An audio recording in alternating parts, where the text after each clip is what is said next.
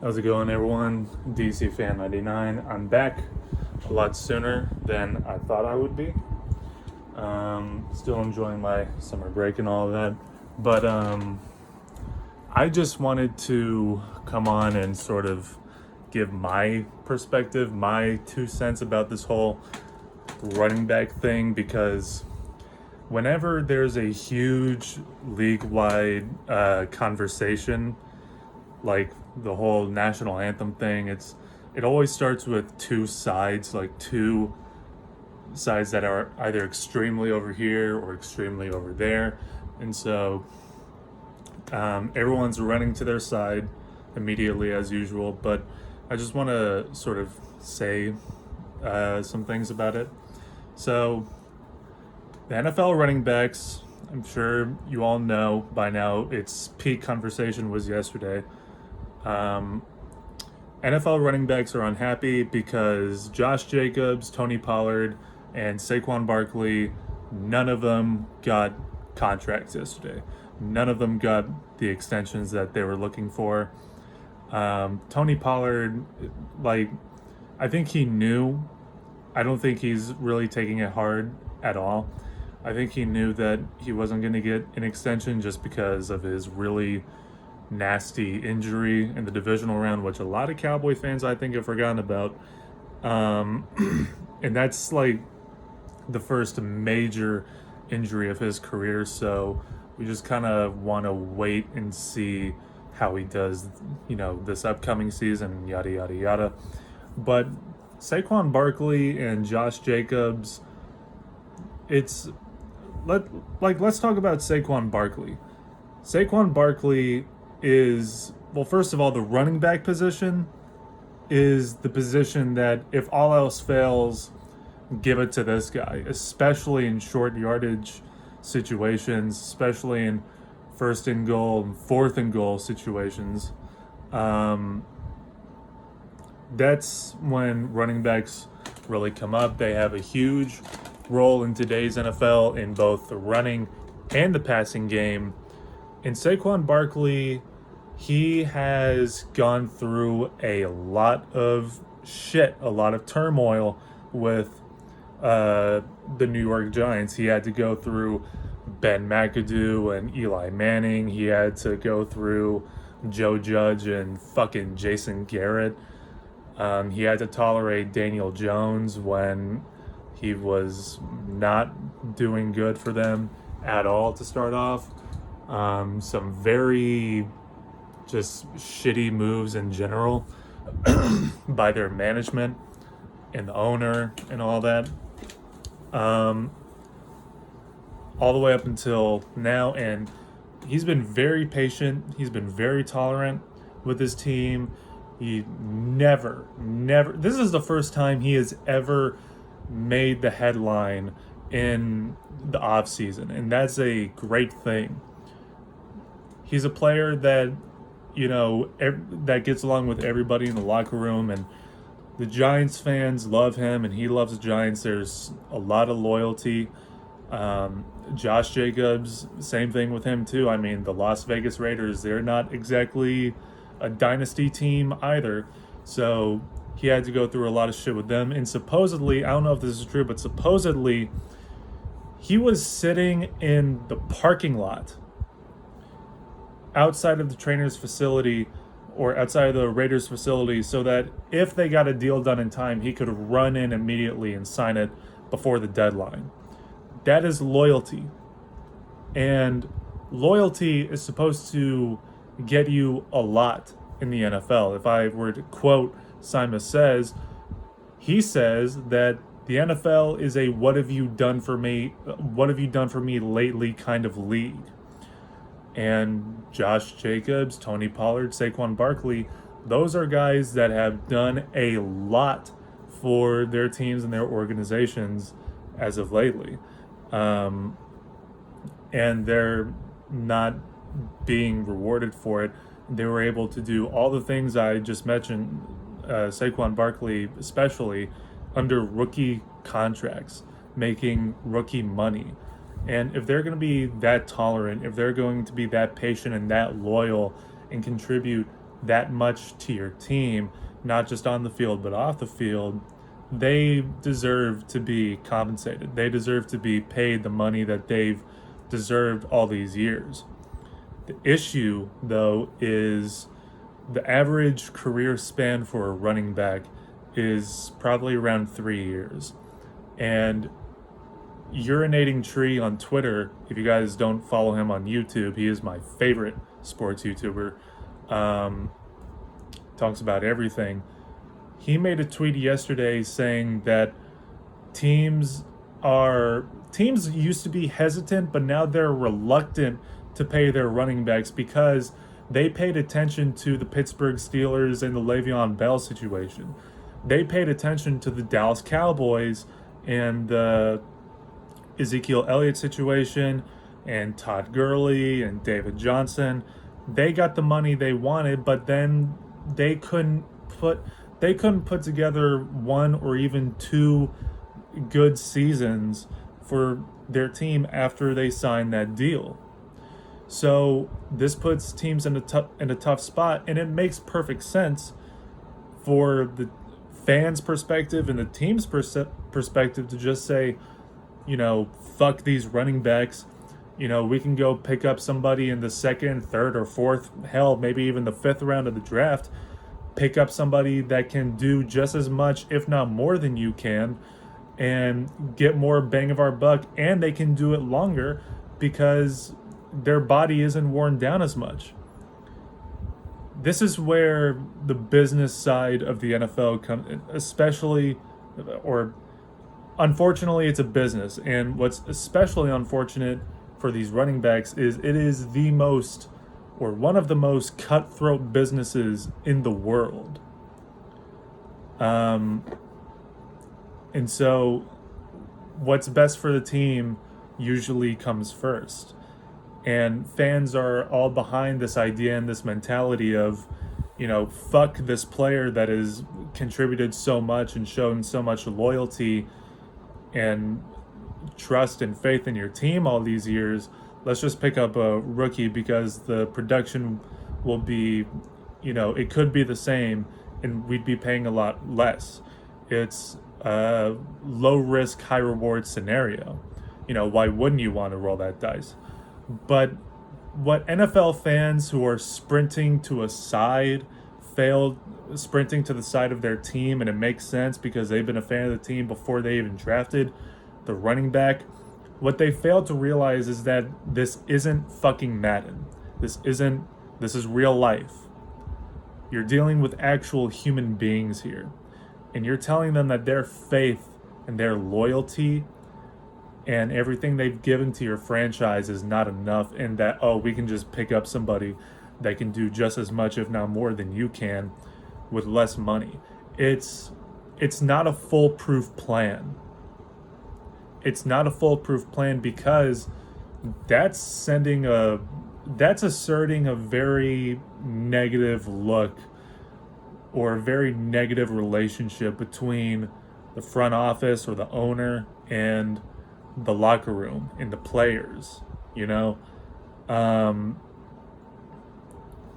I think it's fair to know exactly how far apart the Giants and Saquon Barkley were to reaching a deal. Supposedly, the Giants offered like $10 million or $13 million a year, and Saquon Barkley looked at Christian McCaffrey, who's the highest paid running back in the NFL. Bear with me. He's the highest paid running back in the NFL, and said, well, why am I not getting this much? Now, I don't follow the Giants super closely, definitely not as closely as this team, but I don't think Saquon Barkley was looking and pointing at Christian McCaffrey. If he did that, I don't think he was pointing at Christian McCaffrey out of jealousy and going, this is the highest paid running back in the NFL. What, do you think I'm not the best running back in the NFL? Why is he getting paid more than me? I think him comparing his pay to Christian McCaffrey is very fair because on paper, they're both very, very similar. They have a lengthy history of injuries. Both of them have little to absolutely zero off-field headlines or issues or anything like that. And the offense runs through both of those guys for their teams. The San Francisco 49ers, they really weren't shit. They were average before they made that trade with the Carolina Panthers to pick up Christian McCaffrey, and then Brock Purdy came in, and they skyrocketed all the way up until the NFC Championship. And Saquon Barkley, he is the biggest contributor to his offense. Even after the nasty injury in 2020, he kind of slumped a little in 2021. But last season, he rushed for, 1,300 yards and got 10 touchdowns on the ground? And then he also helps you receiving-wise, too. And so to the fans that are instantly sprinting to pick a side, so taking the side of their team, so are you going to be the guy to tell him that what he's done and the patience and the tolerance he's shown all these years isn't enough, and that he needs to scram because, we can find somebody that can do just as good of a job, if not better of a job than you will? That's fucked up. And if you say yes, then you're no better than these corrupt, kleptocrat wannabe fucking NFL owners. These guys need to be compensated for their time, for everything that they've given, and just they don't start any drama or anything like that. And I have to say, I'm especially disappointed to see how Giants fans have been reacting to this, saying all the stereotypical things like, Saquon Barkley is greedy, he has an ego, he's a diva. When has he ever had an ego in his life or in his career? When has he ever shown that he's a me kind of player?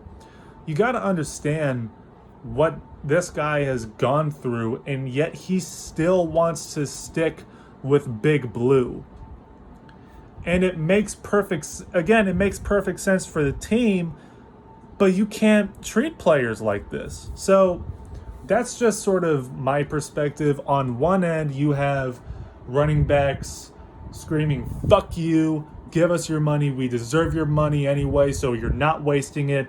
Give us these 6-year Ezekiel Elliott-sized contracts, yada, yada, yada." What Derrick Henry said yesterday. Why even have the running back position in the NFL anymore? Okay, so you're gonna fuck over all the rookie running backs and all the NFL running backs of the future just because not every running back can get like Christian McCaffrey kind of money? That's very irrational, and that's very dangerous to say. Even if it was just a tweet, that's still, whatever. But you have the running back side saying that, and then you have the NFL team side saying, "Fuck you, you're the most easily replaceable player on the team. We could find somebody tomorrow that can do just exactly the job that you can and contribute exactly as much as you did." And NFL fans are running to take a side between the team and the player, and it's mostly been the team because that makes sense. But I think there needs to be, I'm not taking any side, and I'm not telling you how to think. I'm not here to give you an objective answer because nobody knows the answer at this point. Rich Eisen doesn't even know the answer to this, but he sympathizes for the player, and I do too. You got to sympathize for the player because of how much they brought, and they're not going to be rewarded because doing everything that they've brought to these poverty franchises over the last decade, or as long as they've been with the team, and they did it under rookie deals, and they're not going to be compensated. They're just going to be tossed to the side and say, "Hey, welcome in, new rookie." And that's not cool. You can't just treat players like that. But there has to be more flexibility from the running backs. And with the teams, there has to be more options than just tell this player to fuck off, eat shit. We're going to, pick up a new running back, get your replacement because you're the most easily replaceable player on the team, or give them an Ezekiel Elliott ridiculous contract. There has to be there has to be a middle between those two. And I think they're going to try to find that middle, but it's going to take a lot of communication, a lot more effective communication. And I'm hoping, I doubt it, but I'm hoping that the issue is with the NFL agents and how they're representing their side. And that goes for the people that are representing the players and the people that are representing the team also in the negotiating process. Maybe the whole issue has been who's been doing the verbalizing during the negotiation of the deal. Because let's not forget, earlier in this offseason, Lamar Jackson and his huge feud with his agent before he got a deal done in Baltimore. So anyways, that's just my perspective. I'm really not taking any side here.